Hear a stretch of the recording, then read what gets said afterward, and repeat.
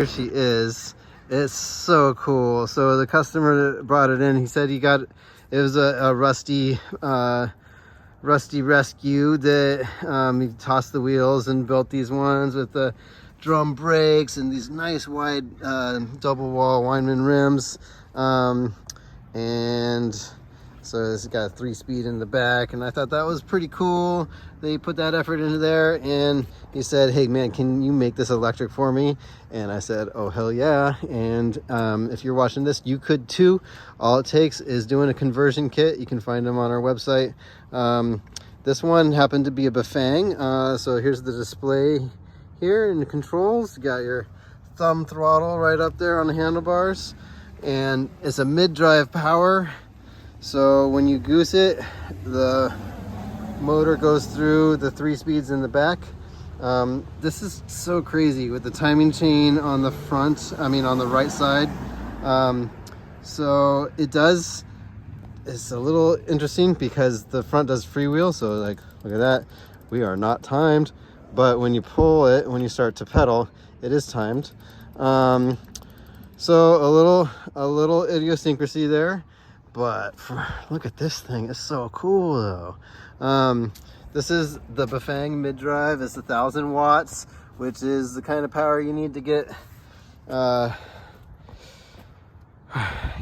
only a couple options that are really good options when you come into a conversion like this.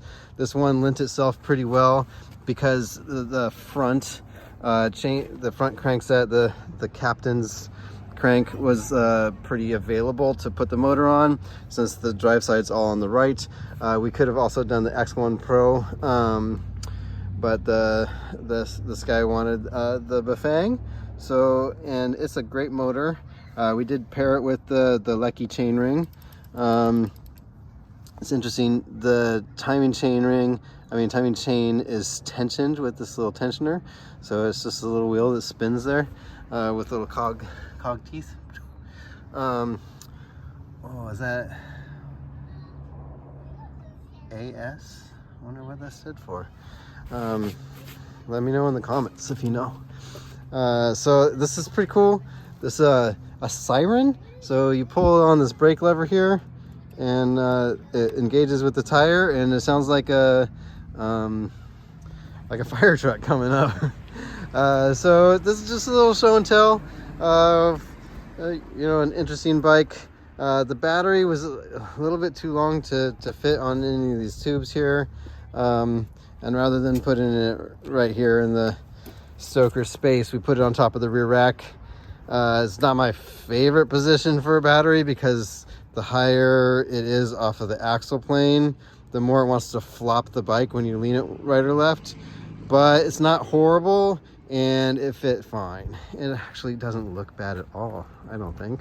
So that's my show and tell for today.